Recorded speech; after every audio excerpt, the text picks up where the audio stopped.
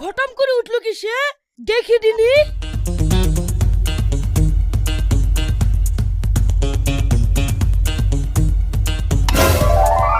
ইরে আল্লাহ, কতগুনা কাঁচা টাকা রে। এইবার আমি বড় লোক হয়ে যাবো। না না, এই টাকা বাড়িলে দেওয়া যাবে না।